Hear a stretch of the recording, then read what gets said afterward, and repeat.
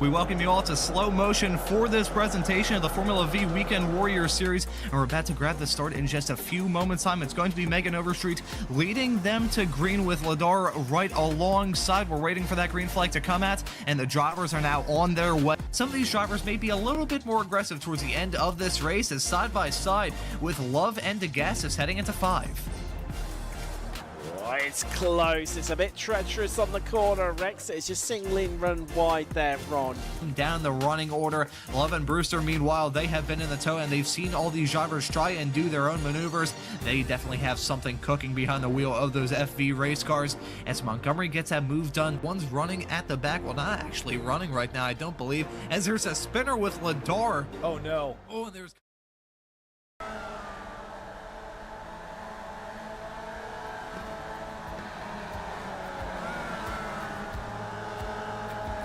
Well, hello and good afternoon, everybody. Welcome back to Slow Motion Broadcasting, and welcome back to the Formula Vee Weekend Warriors. This is round number 2 of the season, coming to you today from Lime Rock Park. My name is Ron Maunz, and alongside me working the comms and the cams is Joshua Wilkie. After a brilliant start to the season at Brands Hatch just 1 week ago, we head to a track that for the past 2 seasons in the Formula Vee Weekend Warriors Series has put on some instant classics. Lime Rock and the Formula V's just go together like peanut butter and chocolate. It's just absolutely brilliant to watch from start to finish in these 30-minute long races. Josh, this very same race 1 season ago was absolutely fantastic. So I've got some very high hopes coming into this race. What about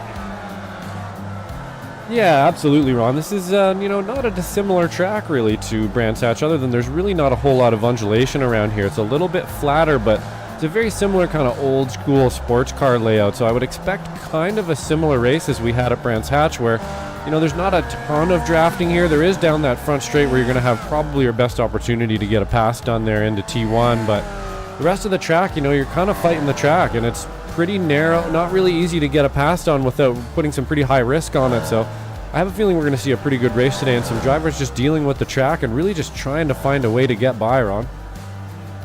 On the subject of risking it, I will risk my own credibility as a broadcaster and relay a quote that I said with the Formula Vee Weekend Warriors running at Lime Rock last season. Some of these drivers certainly going to be risking it for the biscuit or risking it for the Triscuit if you're feeling the low-calorie option. Around a racetrack like this, I can really best describe it to being like a NASCAR plate race. Lots of these drivers going to spend a decent chunk of the lap spent flat out. Outside of turn 1, well, bend turn 1 and 2, a little bit of turn 3, and maybe a little bit of slowing in some of the other corners. It's pretty much flat out all throughout, and that's part of the reason why we have some blisteringly quick lap times in this practice session that we're still in the midst of right now. Antonio Rees currently setting the pace at 59.439 seconds. Very rarely do you see a Formula Vee race car setting a lap time around a racetrack that is under 1 minute. I mean, I love the Formula V's from my experience covering this series throughout all of last season and some of the sporadic broadcasts I was broadcasting here on Slow Motion Broadcasting the season before. The Formula V's just put on some brilliant racing, but I would be blue in the face if I said that these cars were quick. They're some of the slowest on the iRacing platform, but it gives them character as well, Josh. There's fun to be found with something like this, and I just noticed the small little image that we have in the corner of the falling anvil. Yeah, that's a nice little addition to the broadcast here for you there, Ron. We got a little falling anvil for you. See how many times we can get that one out today. Hopefully not too many anvils, but yeah, to bring it back to the point there, Ron, slow cars are fun. That's kind of just the way it goes, when you get the slower car, there just seems to be a little bit more lines out there. The opportunities seem to kind of present themselves a little bit more. The tension maybe is just a little bit less than, when you're going 200 miles an hour through every corner. So they tend to be really fun like this, and you're right, it's not too often that we do see a sub 1 minute lap anywhere with these cars, and Lime Rock might be one of the only places.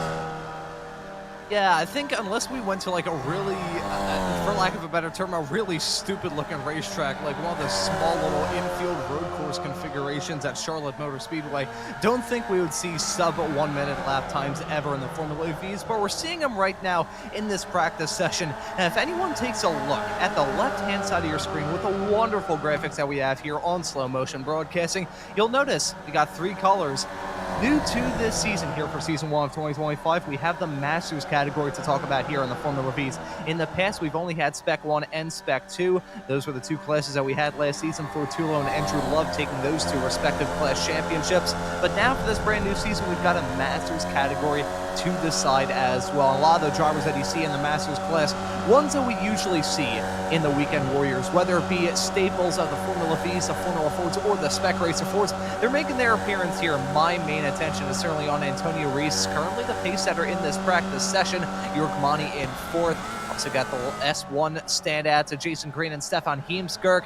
Also got Mark Cohn, currently the top of the Spec 2 racers as it stands at the moment. That's a pretty good lap time for the driver of the 239 car. Really nice to have a new class to talk about. It gives us some even more intriguing storylines to mention.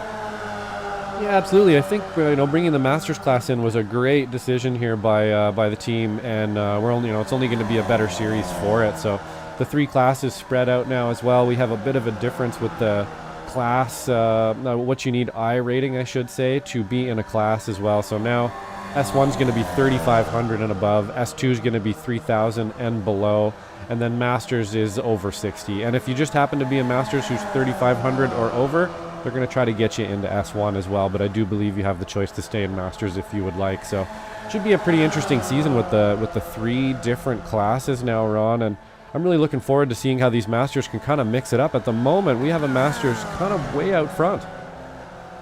Yeah, Reese definitely being the pace setter still. We'll have to see if that pace can convert into that qualifying session that we have coming up. But a brilliant season to look forward to here from the Formula V's. Got kick-started 1 week ago at Brands Hatch.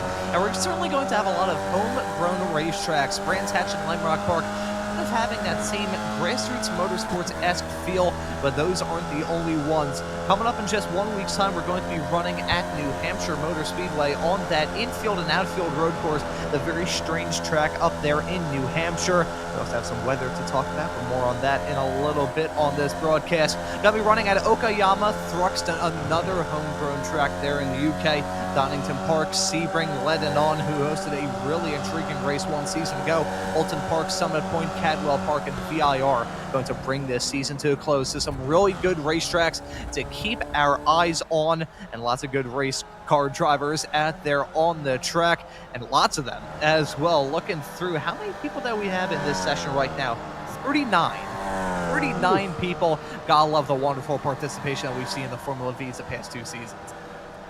Yeah, absolutely. It's great to see so many people joining up for the FVs here. Most definitely. Oh, we just got a quick glimpse there of Jason Green's new paint job. We'll have to have a better look at that in a little bit. But yeah, the participation is great. And we know when the participation goes up, all that means is draft trains, Ron. Lots of draft trains. And it should be a pretty good one out here today, I think. I will briefly apologize real quick for my audio probably being a little bit high. A true broadcasting professional, ladies and gentlemen, tuned into the stream on YouTube, and I saw that Tam, friend of the Weekend Warriors and the sister of Jim Brewster, a Weekend Warrior staple, was mentioning the fact that my volume was a little bit low, and then I realized that on my mixing board I had my mic gain turned down way too low because I didn't adjust it when I turned my PC on. So that's absolute professionalism. Yeah. Very interesting there. I was actually on my controls, had you up to about 200% on one and about 90 on the other just to get you audible there. So I'm glad she noticed that for you, and we sorted it out, Ron. You should be a little bit better now, and I've turned you down. So if anybody just got blasted in the ears there when he fixed that, we do apologize, and we'll move on here. I apologize for blowing out anyone's eardrums. I will not be responsible for the ear damage. However, I would also like to thank Tam for mentioning that. Cookie has been dispatched to her location. I'm not sure whether it's going to be some like seasonal cookies or like a chocolate chip, maybe an oatmeal raisin, possibly some Biscoff. Of course, Slow Motion Broadcasting not affiliated or sponsored in any way, shape, or form by Biscoff. However, this broadcast is made possible by Michelle Lynn, a Spec 2 racer, a Formula V Weekend Warriors staple and series admin, I believe, as well. I'm curious, is she out there on track? I think she is. And I was told by our SMB colleague, Mr. Adam Thompson, to keep an eye on Michelle's number. Someone looks at 215 and thinks, oh, yeah, that's just a number on a race car. Michelle Lynn, a fellow Philadelphian, or fellow Philadelphiite, much like myself. I'm not sure what the correct technical term would be. Philadelphiite certainly sounds funnier, though. But Michelle, from Philly, much like myself, and repping the 215 area code. We've got a couple area codes around the city, certainly 215, a lot better than those cronies who have 267 and certainly 484. Anyways, that was a very long, meandering tangent, but we're in this qualifying session right now, Josh. 15 minutes long for these drivers. I say 10 minutes long to get the job done. What am I saying? 10 minutes long for these drivers to get the job done.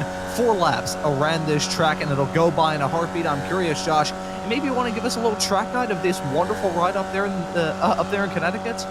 Yeah, let's stay on board here with Michelle Lynn for a lap going into T1 here. Definitely going to be your best opportunity to get a pass done. Nice and wide. There is kind of only one fast line here, but we're definitely going to see people taking other lines and cutting shapes through that one, trying to get some passes done. This one, bit of a difficult left-hander here. You want to make sure that you kind of get out wide and get the power down in here is the hardest part to get this run. Got to get that complex just right so you can get the power down early and get a run up the hill here. Another one, you just kind of want to breathe off the throttle just a little bit. I think probably in the V or flat through here. Looking out to maybe just get a little hop there in the V if you're lucky enough to have enough speed to get the rear wheels off the ground. Another kind of difficult right-hander here where you just want to get in. Don't really want to touch that curb like Michelle just did. It'll slow you down just a little bit. And then another flat-out right-hander back in to the front straight where you've got another opportunity to do some drafting. So that was an extremely quick lap, even though it was in the V, and it looks like Michelle in there. Pretty clean lap. See where she can put herself here. And that is not going to be an improvement for her this lap. But that's a lap around Lime Rock. Not very long, even in the V, Ron. Yeah, not very long, and basically no time at all for these racers to even think about taking a breath. It is a quick, fast-paced track in these Formula V's. Probably the highest average speed we'll see all season long, unless we decide to run on, I don't know, the Michigan International Speedway 2-mile oval. That would be a really fun race. You know, actually, I will mention this as we're still in the qualifying session, about to get the next round of times on the board. I've had this idea for a while. Imagine a Formula V, like a Formula V series, but on ovals only. That would be a hilarious clusterclock. I don't think there's any other way to describe it. I have to use the other correct broadcaster's terminology there. But anyways, getting back to the live action, Tulo currently on the provisional pole. Thor Tulo, the reigning Spec 1 champion, kicked the season off in style 1 week ago with a win at Brands Hatch, and looking to try and continue that form in the number 1 car, setting a 1:02.45. But Jason Green, those two championship rivals, championship adversaries, whatever word you want to describe them last season, battling hard for that Spec 1 championship, returning to form, currently qualified P1 and P2. Yeah, once again, we've got the cream rising to the top here in round 2. Not really a big surprise there, to be totally honest. These two guys definitely know how to wheel these cars around, and I have a feeling we're going to be watching them fight each other pretty much the whole season back and forth here. We see if maybe Khan and the likes of, Jesus last season, and maybe Hemsker can get up there as well with them, but it looks like at the moment, at least around Lime Rock, they sort of have everybody's number. That being said, we're only like, what, a tenth? 2/10 all the way down to almost 11th place, pushing into 3/10 there. So this is going to be line astern. It's going to be a bit of a draft race, I think, for sure. We're going to be, the number one thing here to remember, I think, for the drivers is going to be to just keep it clean out there. This is a small track. The laps, there's going to be a lot of laps today. It's a bit of a mind bender, and you just got to keep it clean out there, Ron. Another thing to mention as well, as we're still in this qualifying session with, I think, most of the lap times on the board, having a 10-minute qualifying session around a track where these drivers are saying about 1-minute times and only have 4 laps to try and get it done, tends to have a little bit of downtime. Oh no, Brian, oh, he definitely got some airtime there. Oh, there he is, he nosedived back into the ground. Is he gonna ballpark it? He sort of ballparked. He's in a small little... He's kind of, it's like a Formula Vee Weekend Warriors game of hide and seek on the other side of the barrier on the outside of turn number 1. Fun fact for anyone who isn't familiar with the history of Lime Rock Park, the configuration that we have today was originally going to be the short course. There was going to be a nice little winding section through the mountains on the outside of turn number 1 of Big Bend and rejoining it in turn number 2 of Big Bend, but couldn't really make it, couldn't secure the funding, and they never made it. Instead, there's just a small little asphalt strip leading off into the wilderness, basically a deer entrance ramp for any deers inquisitive about the racing action going around Lime Rock Park. That may be the next thing that iRacing has to simulate. You know, they've got rain now, which we are going to be seeing in 1 week's time. They've also got the dirt and the gravel being dragged onto the racetrack. The damage physics are pretty good nowadays. The crash physics pretty good as well. We need deer. Get some wildlife in there. I mean, that can get pretty tense, you know, not just here, but you can imagine, you know, like an Australian deer is a kangaroo, and nobody wants to hit one of those, Ron. So that's probably not a great idea. You get the groundhogs in Canada, you get the kangaroos in Australia, and the deer at Lime Rock, and nobody wants to see any of that. I think Joshua can kind of agree with this idea that I've had, unrelated to that. I've always thought that it would be very funny as a resident of Philadelphia to have a moose as a pet. That would be terrifying, because I mean, I never really realized this up until I was like strangely old to realize that moose are just absolutely giant. I think I was like 17 when I realized that they are absolutely massive creatures. But just one of those walking around the city of Philadelphia, that would be a sight to behold, because they're like the height of a bus. So that would be a very bizarre experience. This is falling off the rails, Josh. I'm sorry. Yeah, well, I live out in Canada, and you know, we have moose out here right where I live, and they're as big as a big pickup truck. You do not want to mess with a moose. They're beautiful animals. Yeah, and you just kind of want to leave them alone. Yeah, that would not go down well at all, especially in the city of Philadelphia. I feel like even by your neck of the woods up there in the middle of wilderness Canada, which is just basically most of Canada, really narrows it down where you live. Just like a moose walking around, that's already like scary enough because they're like the size of a car.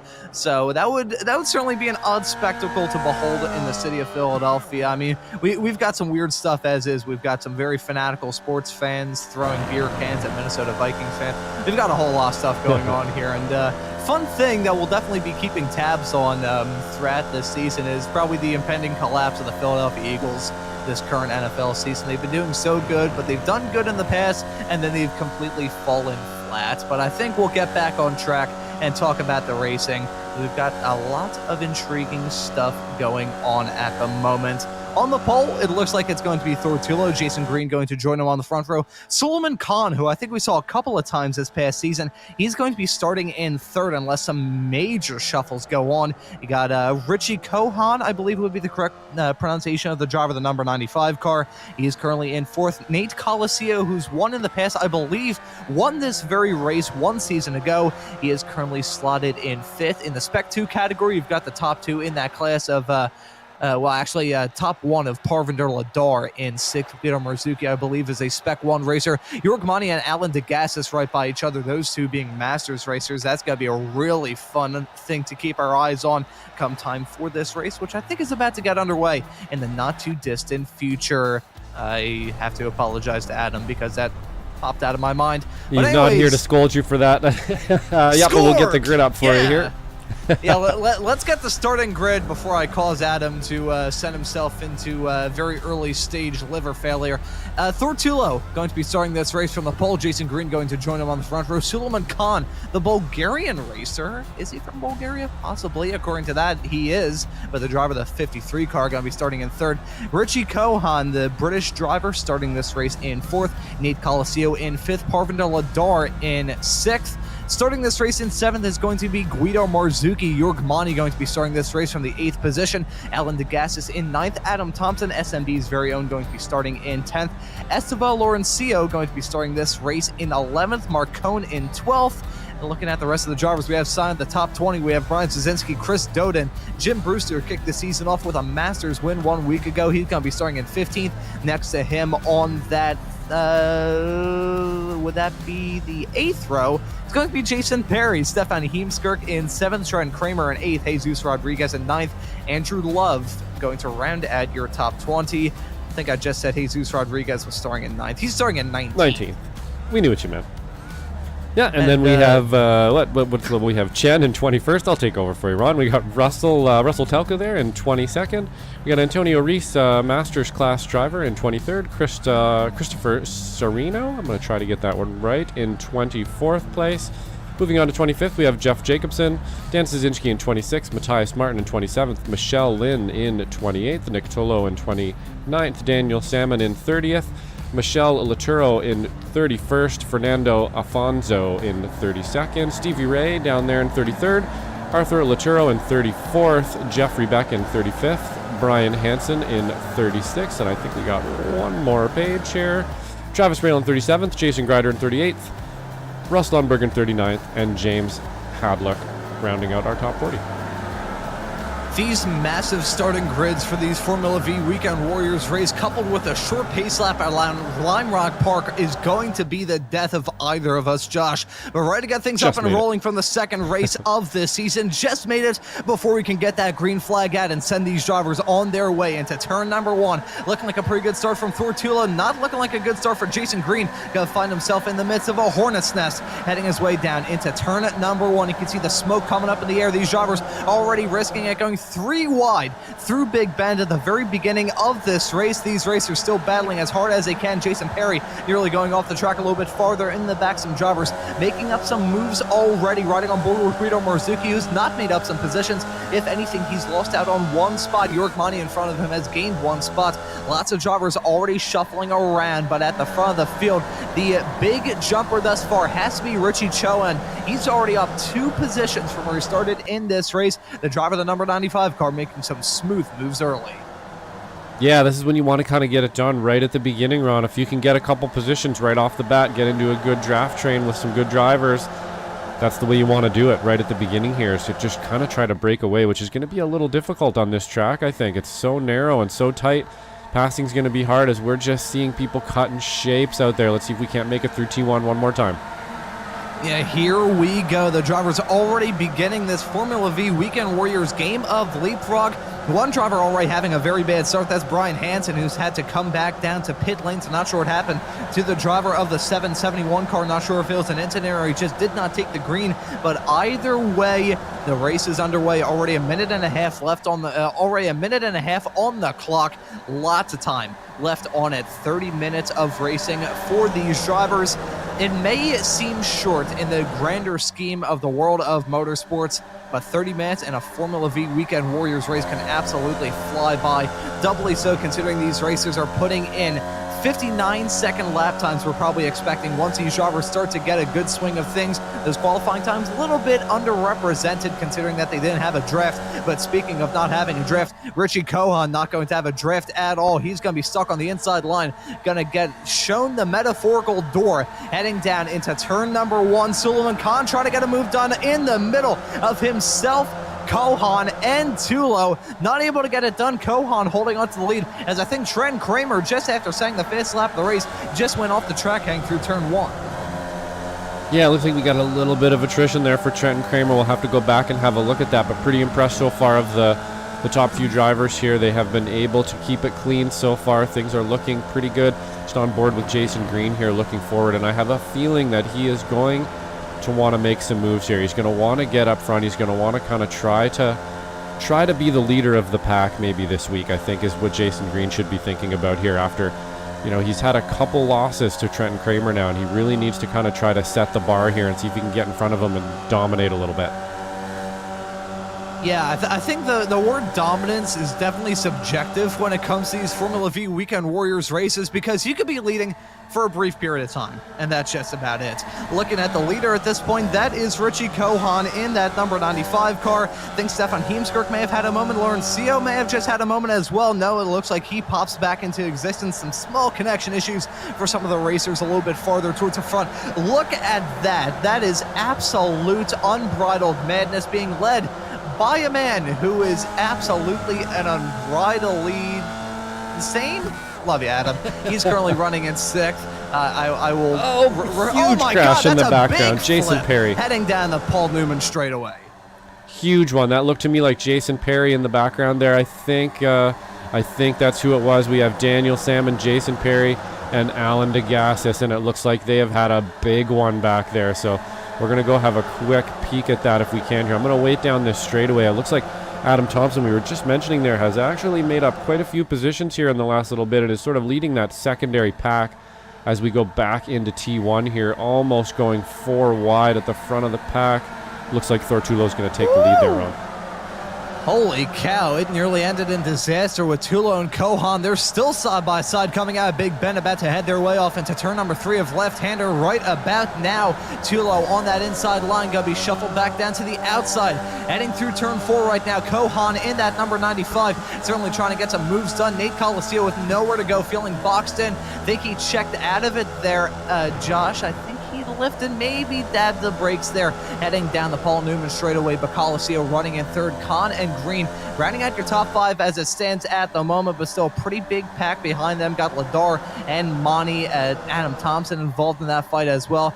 Lawrencio running in 9th. Lots of cars covered by practically nothing. And we're going to see that's Russ Telker having a major sideways snap heading through the corner. That sends Salmon off the track, having to take that rally line. Then he spins off again after rejoining the track. The grass on the tires of that Formula Vee certainly not doing him any favors there. But looking at the front of the field, it's still absolute pandemonium. Kohan, Colasio, and Tulo separated by absolutely nothing. York Monty making up some moves in the background. The Masters leader as Ladar is battling with Thompson. Yeah, just an absolute hornet's nest out there right now, Ron. There's so many drivers battling for position and really doing a pretty good job of keeping themselves clean here so far. I'd probably have to stop saying that before we end up not being so clean, but so far we're looking pretty good here. Have a look behind Jorg Manny, and there is just a train of cars following. So we're still real close, still pretty early days in the race here. Everybody's still pretty much nose to tail, and nobody's really been able to separate themselves from the field yet, Ron. And I'm kind of starting to wonder if that's going to happen, or we're just going to have a mass of cars for 30 minutes here. Yeah, it is going to be, oh my good lord, 3 wide coming out of turn number 1. Look at Richie Kohan, the newcomer in the Formula Vee Weekend Warriors Series, making some very slick moves, doing the fastest bit of lawn mowing ever done at Lime Rock Park, heading down that start-finish straightaway, nearly driving his way off into the pit wall, trying to get some moves done on Colasio, who's now leading, and Tulo, who gets shuffled back down to 3rd. Now, Monty getting a move done on Jason Green, possibly. They're side-by-side hanging off through some of the first corners on the 7th lap.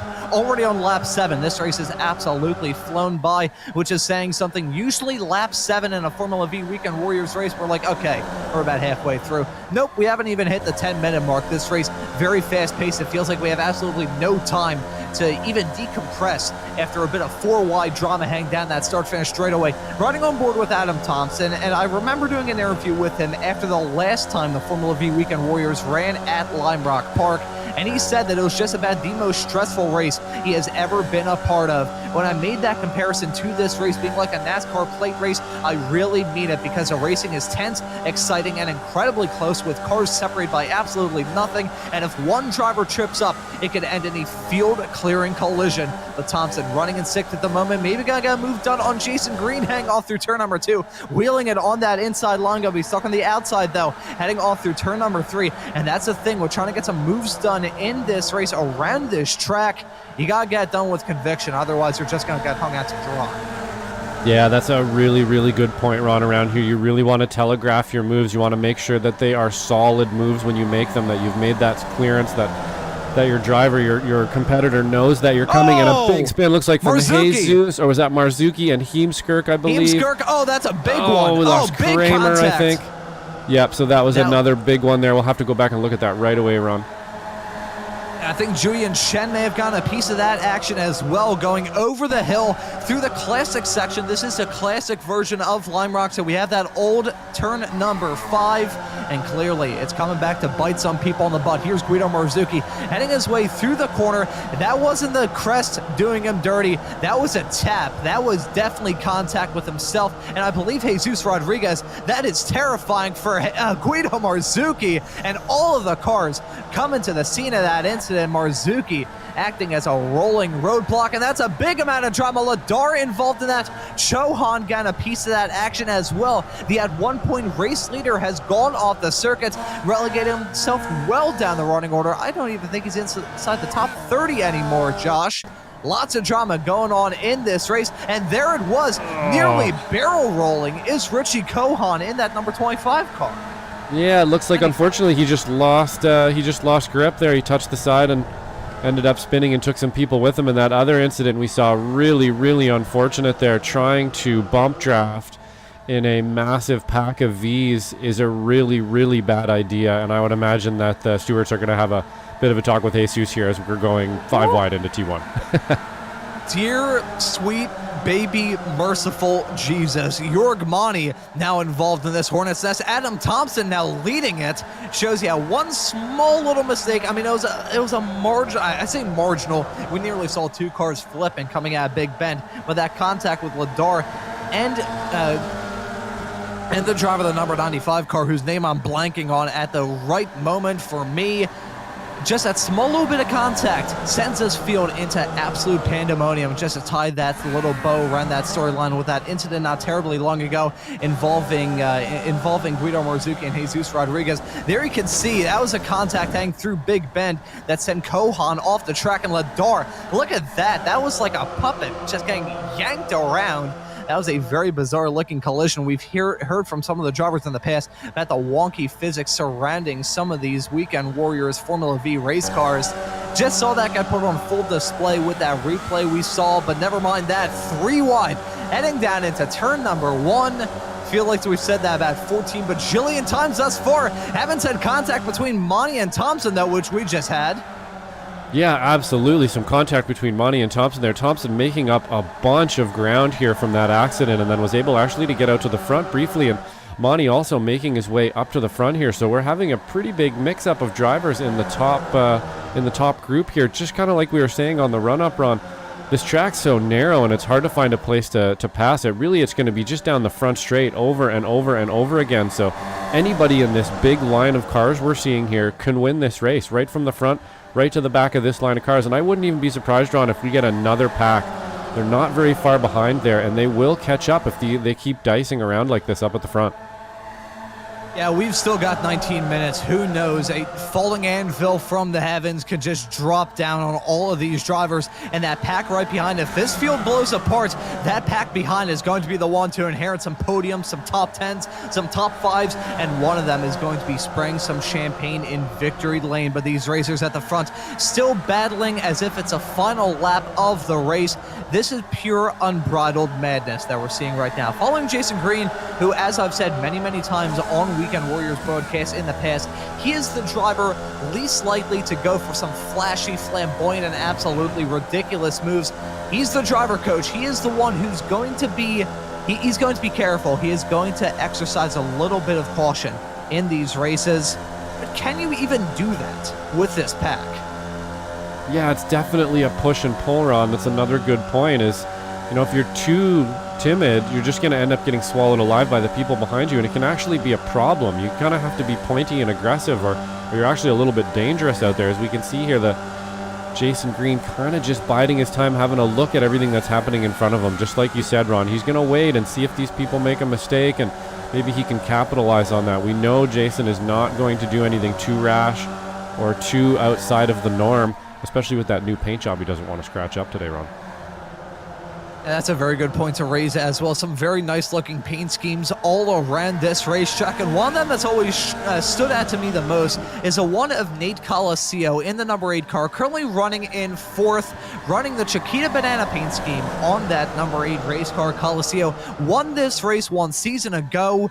Not seeming to be a bad omen though, despite the fact he's got the Chiquita Banana livery, and he's probably hoping for some of the drivers around him to maybe slip on a banana peel. And with that in mind, I'll see myself. Some quick puns there. You got him, Ron. It's always good. It's always good to get some Ronisms in every Saturday for sure. I always look forward to it and enjoy those as much as everyone else does, I am sure, including our new little falling anvil. Oh my goodness, he went into the pit. Holy cow! So that was some very, very interesting track limit innovations there by a few of the drivers. Went straight into the pit lane trying to get that pass done, Ron. That was something else. That was a lot of things going on in the span of a couple of moments time. We had 4 wide action hang down the start finish straight away. A driver, I believe, coming out of the pits, just finding himself in the midst of pure unbridled madness. It's like walking out of your nice air-conditioned house in the middle of summer and then being so just surrounded by a pack of yellow jacket wasps. I completely butchered that joke. But probably the most terrifying part about that all is with all that going on, my brain was so frazzled I nearly said a word that I cannot say here on slow motion broadcasting. Holy cow. The fact that all those drivers got away from that without ending in absolute disaster will continue to amaze me. 3 wide action though, again, heading down Big Bend. I feel like we need to do a counter of every single time 3 wide into turn 1 or some sort of variant of that, getting the same message across has been said thus far in this broadcast. We got 15 laps on the board. We aren't even halfway through this race either, Josh. Holy cow. Yeah, there's just so much action going on out there, Ron. It's actually hard to keep up with here. Again, this track being so tight and so many cars on it, there's just something going on at every given moment here during, I was going to say, how many laps are there in the race is how many times we'll be going into T1 3 wide, I think. And I'm pretty sure that's the way it's going to be for the rest of the race here as we try to move back in the pack a little bit here and see if we can't give some more drivers that are back a little bit farther some love here with this pack with Michelle Lynn, Jeff Jacobson, and I believe that is Laturo just behind them there. We'll see if maybe these guys can't catch up to this lead pack that just keeps once again going 3-4 wide into T1.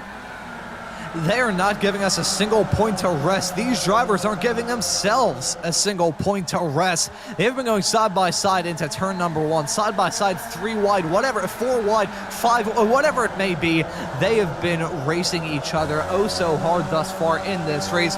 Really excited to have a chat with some of these drivers when everything is said and done, because I am sure that they are going to be sweating bullets. Because, just from my perspective in the commentary booth, I feel like I'm sweating bullets myself. Running on board with Jesus Rodriguez, who won the Spec 1 championship here in the Formula Vee Weekend Warriors back in Season 3 of 2024, finds himself in 7th. And really, I think the best way we can describe our view on Jesus Rodriguez coming into the season, Josh, is a redemption tour. He won that championship for Season 3 in pretty dominating fashion. Didn't really do so well last season for Season 4, but now for Season 1 of 2025, I feel like this driver from Iberia in the number 76 car may try coming back with a vengeance. But speaking of coming back, we've got cars covered by nothing. That is 2 wide, 3 rows back, a 6-pack of Formula V's.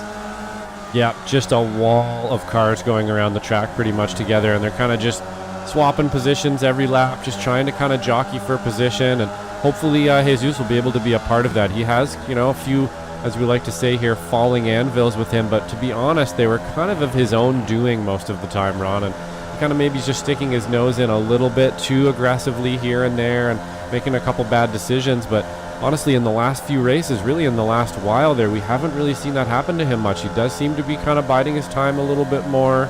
He's looking at these cars in front of him and just hoping for an opportunity here. And with any luck, we won't get any crazy dives or anything like that, and we can keep this pack intact here at the front right till the end, as we once again just trying to figure out how we're going to get 4 cars through T1. I think the best way I can describe how these races usually go, I'll hold off on that point for a low bit, as York Monty's trying to get a move done on Adam Thompson. Monty, the Masters racer, racing really hard with Thompson, the Spec 1 driver, side by side, heading down into turn number 3. Thompson going to withstand that challenge for now, but getting back to the point that I was going to mention, how these races usually go at Lime Rock Park, it is a consistent thinning of the herd, so to speak. You have a massive pack of race cars, but slowly but surely, it's kind of like, I don't know, getting a double-barrel shotgun and shooting it into a water drum full of a bunch of koi. You kind of do that, you thin out the herd a little bit, and then you've got the final few drivers that remain and just give us a brilliant show throughout the second half of this race. But that thinning process definitely went on in the first half, as it usually does. Lots of good race cars taken out of this race. I think we'll take a look at a replay of one of the cars a little bit farther in the back that had a moment. That was Salmon in the 229 car. Saw him have multiple sideways snaps heading through Big Bend, trying to carry as much momentum as he possibly could in the Formula V's, and sadly getting bit out a little bit there. Here's the moment involving Jason Perry. This second had multiple cars. Trent Kramer, I believe, was one of them. There we go. Big contact heading down the Paul Newman straightaway. Perry ends up upside down. Kramer ends up upside down as well. Big hits for both of those racers heading down, coming out of turn number 4. Gotta take a look at another angle of this. Perry making it 3 wide, an ill-advised move, if we're being completely honest, that ends in disaster, taking out some pretty good race cars in the process. Again, these races, very, very tense, and these racers going to go for any sort of move that they can, but sometimes just the calculations not run well. Believe me, I scored low enough in some of the state standardized tests I used to do in math back when I was in school to let you know that I'm not very good at calculations myself, but in the race car, a miscalculation can end in tears. Yeah, and that certainly wasn't a very good one there. When you're starting your move off by going into the grass to make it happen, it's probably not a good move, and that just ended up kind of the way that you would expect there. Unfortunately, the driver beside him kind of just didn't see that coming, I think, and they just made contact, and that was kind of it. So bit of an ill-advised move there, but yeah, and then had a big accident because of it. Unfortunately, actually didn't take could have taken a lot more cars with it. They kind of stayed off to the side there, which was a bit beneficial for everybody else. But moving on here, it looks like, unfortunately, Jason Perry has kind of fallen back. He's actually going to be in the pit now for a while, so that was enough damage for him not to continue. But still up in the front here, just a massive line of cars, Ron, and we're probably going to go 2, 3, 4, maybe 5 wide into T1 again. These drivers are going to be in hysterics because they are dealing with a case of Formula V mass hysteria out there on the racetrack. It's a very odd comparison, but I feel like that's the only way that we can describe. Not sure who that is blinking a little bit farther behind these racers, but I'm going to stave off on that point for a couple of moments as Jason Green now getting himself back involved in this front pack fight, trying to get a move done to slip his way back up into the podium spot's going to be on the inside of Nate Coliseo, heading off into turn number 3. Will it be a successful move into turn number 3 to make his way up into P3? Yes, it is, from Jason Green. Yeah, that was a great move, Ron, to hang it out nice and wide there. Kind of, give yourself a bit of room. It kind of looks like maybe it's not going to work, but then it just provides itself that inside line in the next corner and was very easily able to slot into third there. So we're definitely seeing Jason Green. I would imagine he's thinking, I want to move up to the front here a little bit. We're getting pretty close to the end here. I want to get a little closer to those guys up front and have my chance for that podium. Yeah, that's the thing that these racers are looking for. They just want a chance. They want to be there in the final 5 minutes to even have a hope and a prayer of making their way up into the podium spots or even winning in their class. Looking, though, this pack is slowly but surely breaking up. Riding on board with Suleiman Khan going for the dive, heading off into turn number 1, playing me like a fiddle. I was just going to note the fact that it was about a half a second between himself and Jesus Rodriguez. Now he and Rodriguez going side by side. I think I've said 3 wide into turn number 1 so often that I'm starting to get the hiccups. Yeah, sometimes, sometimes when the kind of door opens like that, and you notice that Jesus was sort of part of a pack of cars there, so he's having to be a little bit more tenuous about breaking into T1 and kind of just wondering what the guy in front of him is going to do.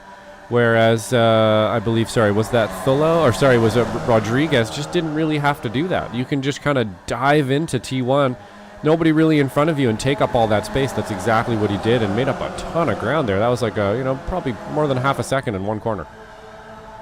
I am getting some flashbacks to how this race went last season. You've got Nate Coliseum and Adam Thompson up at the north end of the field.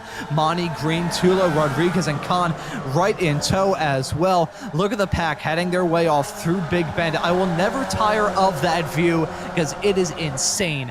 These drivers have been putting on some insane racing from start to finish. And hey, we've still got over 7 minutes left. But we've got some battles to talk about. A battle for an overall win, a battle for an overall podium spot, and also a battle for the Spec 2 win. We haven't really talked about that too much here, Josh.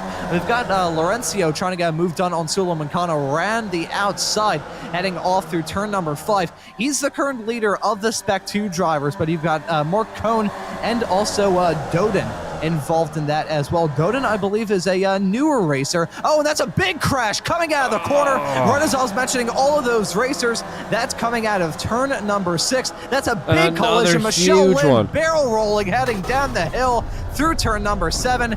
Michelle Lynn going to be taken out of it, ends up upside down yet again. That was a huge crash for a lot of those racers. That's going to take a few of them out of that Spec 2 class battle. But oh my God, that falling anvil strikes again.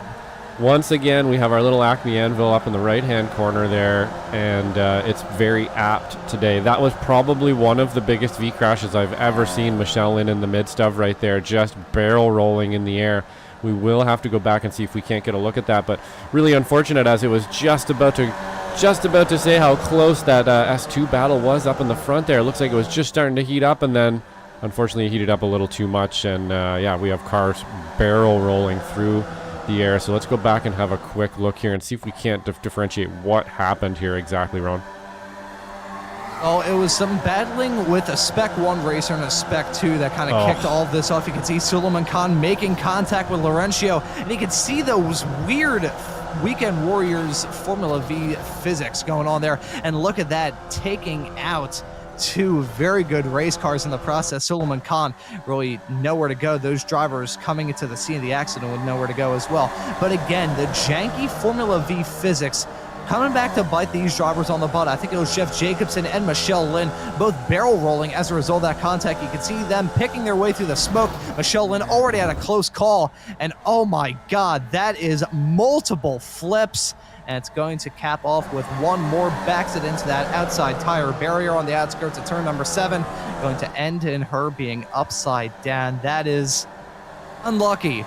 Unlucky if ever I saw an incident like it. It all kicked off with a low bit of contact between a Spec 1 and a Spec 2 racer. And it cuts down the Spec 2 field by quite a lot. It looks, I was going to mention the fact right before that collision took place that in his, what I believe is his Weekend Warriors Formula V debut, Chris Doden in the 204 car was probably on track for a really good spot in the Spec 2 class. He's pretty much on track for a victory, unless Andrew Love has anything to say about it, though, so we may have to keep tabs on that battle between that and the checkered flag. But speaking of that checkered flag coming up in the not-too-distant future, oh boy, I really well, you got another one in there. Everybody drink. Yeah, totally, Ron. If you notice really carefully, too, there, if you looked at Suleiman Khan's crash, he just kind of touched the curb. That's all it was. He touched the curb on the inside, and it nudged him about half a foot over, kind of surprised the other driver, and that was it. Just started the massive chain reaction there. Unfortunately, Michelle Lynn really had nowhere to go there. Like, she kind of reacted to the first one, and then the second one, just a bad accident, unfortunately clipped that tire and went flying. So unfortunately that does kind of break up our S1 group of drivers there, but we do still have a battle between Andrew Love and Dowden here for the win in S2, nice and close, just behind this big pack of cars in the front here that I'm assuming we are going to see sort out here pretty quick, Ron. We only got a lap or 2 left.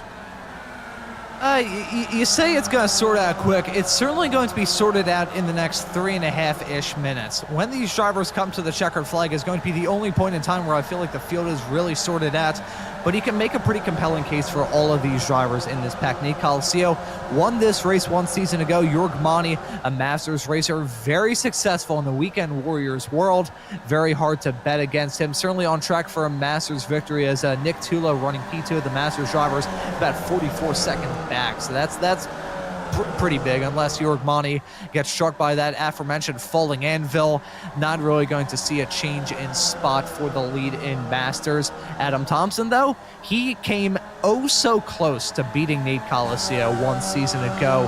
He may be the one to keep our eye out for in this race. Through Tulo, the reigning champion, Jason Green, the reigning vice champion, the runner-up last season. He and Tulo going to be battling hard. And look at Jesus Rodriguez. He's not the reigning champion anymore, but he won the championship 2 seasons ago. Really, all of these drivers at the front of this field coming to the checkered flag, they all have their pros and cons, Josh. I'm not even going to ask you the question of who you think is going to take the victory, because I don't even think any of these racers know if they're even going to see the white flag in this pack, considering how hard the racing's been.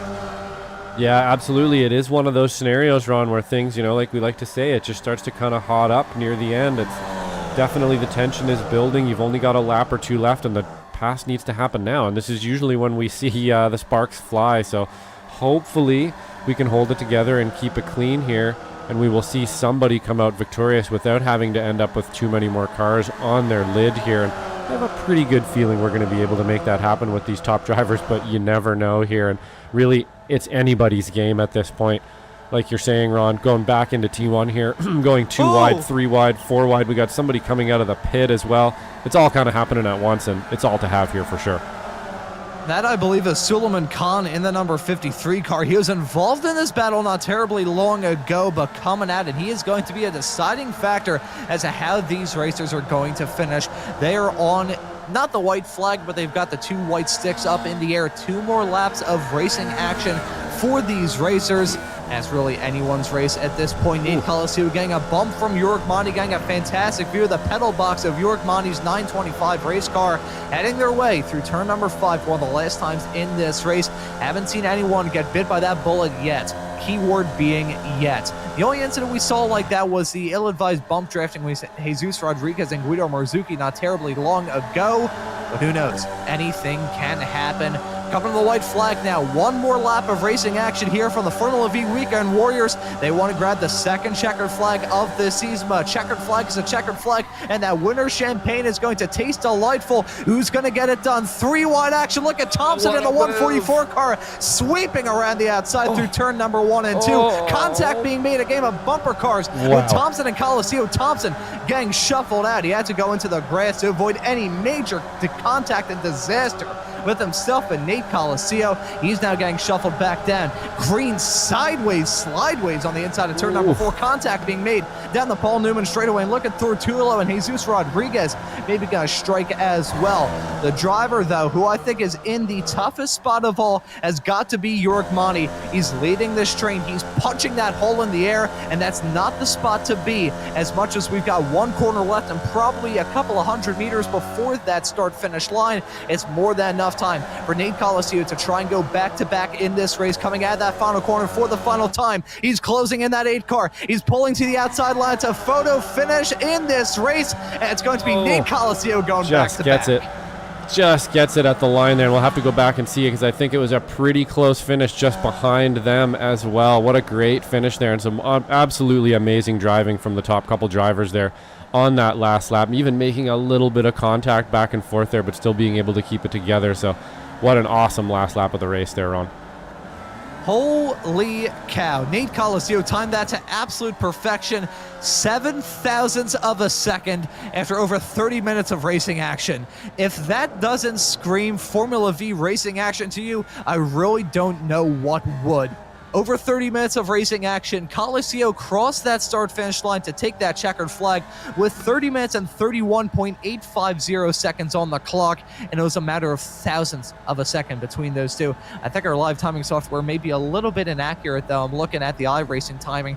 It's still incredibly close, 0.011 of a second. 11,000ths of a second after over 30 minutes of racing action. You can't make this stuff up anymore. It is absolutely insane. And here is that finish. Coliceo timing that run to perfection. I think if Thompson didn't get involved in that racing in the early stages of that final lap, if he was a little bit closer heading out of the final corner, he may have been winner of this race. I certainly would not have ruled that out. And here's a side-by-side finish right behind, involving Tulo, Rodriguez, and Green. As we saw that side-by-side finish for the line, we neglected to mention this 3 wide coming to the checkered flag. Tulo finishes in 4th. Rodriguez, I believe, finishes behind in 5th, and Green rounding out your top 6. 3 wide coming to the line. That, I mean, this is every single season, this combination never fails to disappoint. That right there is quintessential Formula Vee Weekend Warriors action. What a brilliant way to kick this season off, Josh. Yeah, absolutely. And it looks like we actually got some cars burning it down in the corner here again. Now we're missing if we can get over there to see them. You know what? There we are. They ballparked themselves a bit into the grass here. But yeah, what an amazing season so far on round 2. Not disappointing at all. These kind of small, tight sports car tracks have just been great with these cars so far, Ron. It's nice to see a bit of a mix up there, so we're not just drafting on big draft tracks every week, and we have some of the sports car stuff to deal with as well, because that was just a great race. Yeah, that was absolutely brilliant from start to finish. And if anyone tuning into this broadcast here on Slow Motion Broadcasting enjoyed that, well, you better hit that subscribe button and the notification bell so you never miss out on any of the racing action here on SMB or any of the odd action that goes on at the end of these Weekend Warriors races. I think that's Russ Telker, who I can just barely see in the back of shot. I think he's upside down the runoff area of turn number 1. I'm not entirely sure. These race cars, they're tearing them down. I mean, we saw some pretty big collisions during the race, but it's a Weekend Warriors Formula Vee tradition to have an odd spectacle to give us at the end of these races. But I think with all the drivers towing back to pit lane and some pretty fantastic racing still hoving in the back of our minds, I think we'll go through the results of what was a incredible race here from the Formula Vee Weekend Warriors. Nate Coliceo got to take the checkered flag, your winner for round number 2 of this season. Jörg Monty going to be the Masters winner, finishing in 2nd, just oh so close to Coliceo. Coliceo running that Chiquita banana car. It was a banana peel between himself and Jörg Monty at the end of that race. Adam Thompson not terribly far behind, only 1 1/4 tenth of a second behind your winner Nate Coliceo, comes up oh so close yet again. He finishes in 3rd. Fortulo going to finish in 4th. Jesus Rodriguez running at your top 5, with Jason Green finishing right behind in 6th. And then looking through, Andrew Love going to take your Spec 2 victory, finishing this race in 7th. Chris Doden finishing in 8th. Artur Lorero finishing in 9th. Michael Lattarulo finishing in 10th. Travis Rail in 11th. Parvinder Ladar in 12th. Jason Greider in 13th. Daniel Salmon in 14th. Guido Marzuki in P15. Nick Tulo finishes in 16th. Matthias Marin in 17th. Jeffrey Beck finishing this race in P18. Estevao Lorencio finishing this race in P19. And James Hadlock rounding at your top 20. Yeah, and then in S2 we have Russell Telker in 21st. We have Alan DeGassis in 22nd. Jim Brewster in the Masters class in 23rd. Michelle Lynn, unfortunately, getting absolutely yeeted off the track there in 24th. Again, hopefully we can have a better one next week. Brian Hansen in 25th. Jeff Jacobson 26th. Chen in 27th. Tuzinski in 28th. Afonso in 29th. Suleiman Khan in 30th. Mark Cohn in 31st. Brian Straczynski in 32nd, Christopher Sorino in 33rd, Stevie Ray in 34th, Stefan Hemskirk in 35th, Jason Perry in 36th, and then we got a couple more guys to round out the top 40 here. Antonio Reese in 37th, Russ Lundberg in 38th, Richie Chashan in 39th, and Trenton Kramer in 40th, unfortunately getting yeeted as well near the beginning of the race there. And that rounds out your results from what was a brilliant second race of the season. We've got some drivers waiting in the interview waiting area, and I'm going to bring in a driver who's had a fantastic start to the season, who we didn't really mention a couple of moments ago, that being Andrew Love. Going to drag him into the commentary booth right about now and talk about a driver who, out of all the classes that we have, is the first one to go back-to-back this season. So Andrew, well done on your second win on the season, and talk us through that insane race that we just saw here at Lime Rock. Thank you, Ron. Yeah, back-to-back. I'm still shaking once again. So I just tried to stay clean, keep away from the incidents. If you remember from our conversation last week after the race, I mentioned that I was going to practice for this coming week by driving the wrong direction up the local freeways and that seems to have helped. So I missed all the incidents that I was close to. But yeah, it was an exciting race. I was trying to work with Jeff Jacobson there near the end, but he was taken out by one of the incidents. But I still don't think we would have been able to catch the lead pack. Yeah, certainly that Spec 2 class, it seemed quite broken up before that absolute madhouse of an incident went down in the final. I believe it was the final 12 minutes, unless my memory is failing me.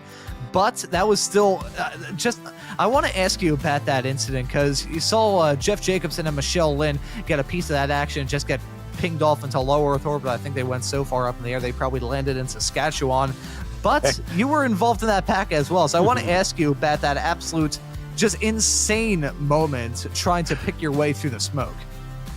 I just kind of closed my eyes and went straight down the middle, hoping that the cars going left and right would stay left and right. I was in the lead of the three of us, Jeff, Michelle, and myself. So I guess I had the best view going through there, and I guess I just lucked by being able to time it down through the middle. I mean, hey, just kind of closing your eyes and letting Jesus take the wheel, for lack of a better term. It seemed to work out for you, taking your second Spec 2 win of the season. Two racetracks I think Josh and I kind of said earlier on were rather similar. I want to ask you about that and the similarities and differences surrounding Brands Hatch and Lime Rock. Differences, more left-hand corners at Brands Hatch. Similarities, I guess everything else. It's flat out just about everywhere. And Jesus was in the first pack, so he was doing pretty well himself. He didn't have the time to take to my wheel. True that. I mean, yeah, ain't nothing incorrect about that. We may have just given Jesus a He was on track today. name. Yep. That he was. So Jesus making his appearance. A lot of things that you can see in the Formula Vee Weekend Warriors. The second coming of Christ seeming to be one of them a few days after Christmas. But Andrew, well done on taking two back-to-back victories and kicking the season off in a pretty good style. I'll ask you before we let you go two more questions. Firstly, New Hampshire in 1 week's time. Another homegrown racetrack up there in New England. Thoughts heading into that? And also anyone you want to give a thanks to or shout out before we let you go? So New Hampshire, I hear rumors that next week's race is going to have light rain. So the weather report is already out. So there's going to be light rain next week at New Hampshire. So that'll be exciting. The Friday night draft party is always a good practice session. So we'll be practicing in the rain. And then for thanking, I want to thank you guys for doing the broadcast. I want to thank Slow Motion Broadcasting for doing the whole season. And whoever the sponsors are, thank you to the sponsors. Well, I think while you're involved in that small little pack, you should probably have stuck your hand out and give a thank you wave to Michelle Lynn for making this broadcast possible. It seems like the thanks she got was getting sent to the moon.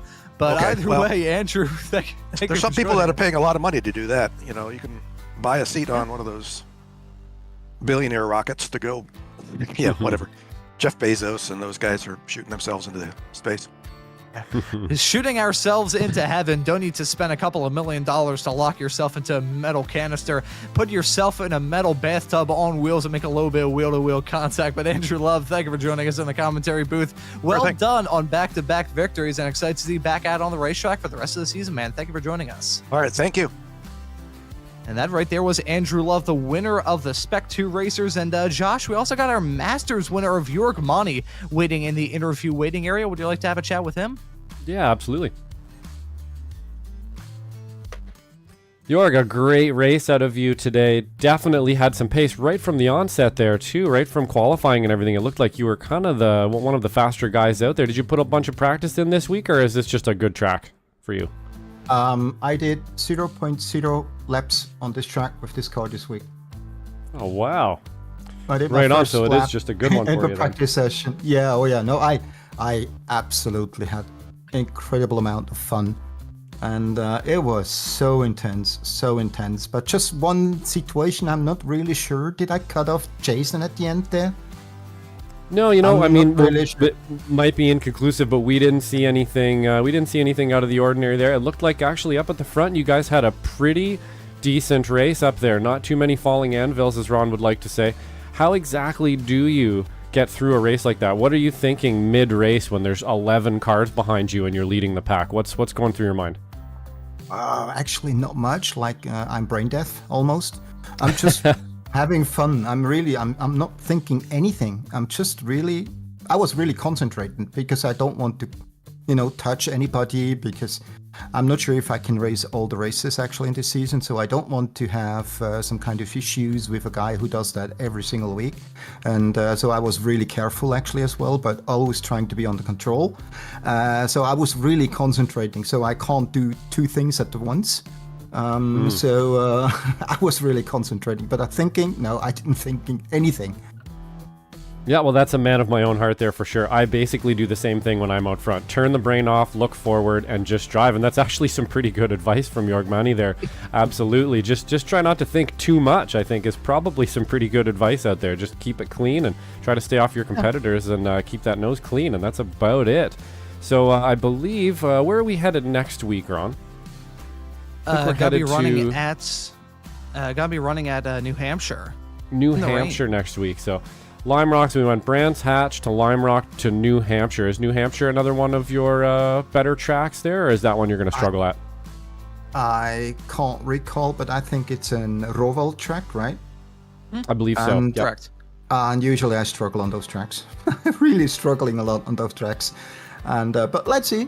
Maybe I got lucky again. And I'm really, the only thing I want to try, I want to have fun and I want to race. And if I can do it, then it's okay. Doesn't matter which place it's going to be at the end, but I want to have fun, and that's what I really had this race, and that was fantastic. Congrats to all drivers to keep it so clean.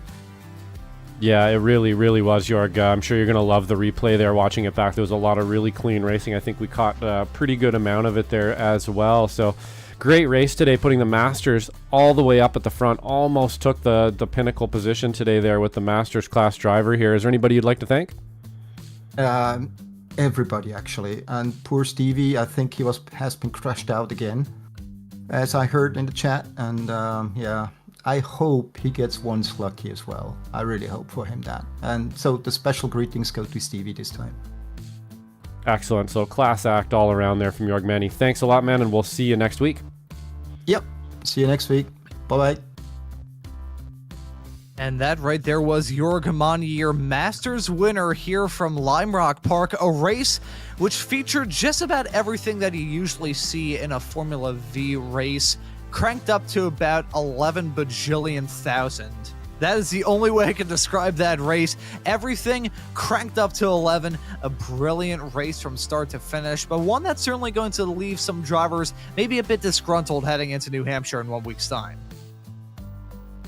Yeah, absolutely. You know, it was a really, really clean race up at the front today. Very impressed by everybody. So leading into round 3, I think we got a really good season lined up here, Ron. It looks like, you know, a lot of the drivers that have kind of been here for a little bit are really kind of understanding how each other drive, giving each other the respect. And I think we're going to have a really good season to look forward to here as well, especially with Masters drivers punching their weight up into the front. We've had a few different people up front. Adam Thompson also grabbing a 3rd place today, so great moves from him today as well. Moved up through the pack, made some really good decisions, and ended up with a podium as well. So I think we have a pretty good season ahead of us here, on that we're going to have multiple winners and all kinds of dicing up at the front. Yeah, driver is going to be dicing so much you think someone was trying to make guacamole. That's the best way I could describe the racing that we saw here today and the racing that we're going to be seeing all season long here from the Formula Vee Weekend Warriors. But there's still so much other action here on Slow Motion Broadcasting. In fact, coming up just tomorrow here on SMB, we've got the action with the Formula Ford and Spec Racer Ford Weekend Warriors. Oh boy, you can really tell that time is starting to fly by, because I believe tomorrow is actually December the 29th instead of January the 5th. First off, actually, I will say Happy New Year's, anybody, to to those who are looking to ring in 2025 in style. You can end 2025 in style by tuning into some of the great racing action here at SMB, with the Weekend Warriors going to be running the Formula Fords and the Spec Racer Fords in just about 24 hours time. The Formula Fords going to be running at Brands Hatch, the very same racetrack that kicked off this Formula Vee season, while the Spec Racer Fords going to be running at Rudskogen. And then we'll be able to ring in the new year with some great Weekend Warriors racing. The Formula Fords going to be running at Snetterton. The Spec Racer Ford's going to be running at Spa, and of course the next race of the Formula Vee Weekend Warriors season going to be at New Hampshire, running in some light rain, shall we say. And it's not going to be the only time. I believe Alton Park later on in the season will have a little bit of misting for these drivers to try and wrap their brains around. I think we also have a show coming up on January the 1st to ring in the new year, but that gives you more reason to subscribe here to Slow Motion Broadcasting so you never miss out on any of the racing action. But as for this broadcast for round number 2, I think that'll just about do it. So for myself, Ron Maunz, and Josh Wilkie working the comms and the cams with me on today's broadcast, I say thank you all so very much for watching. Have a great rest of your day, and we hope to see you all wherever it is in the not too distant future.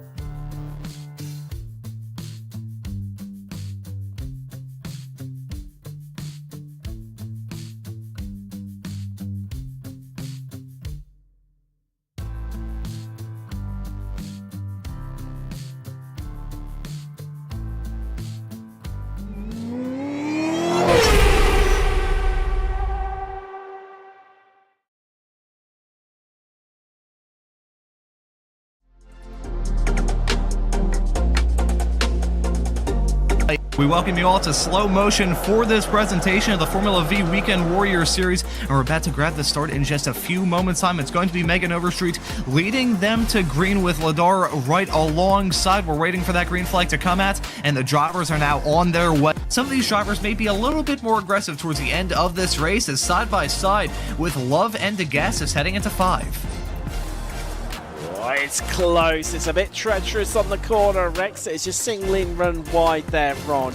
Down the running order, Love and Brewster, meanwhile, they have been in the tow and they've seen all these drivers try and do their own maneuvers. They definitely have something cooking behind the wheel of those FV race cars.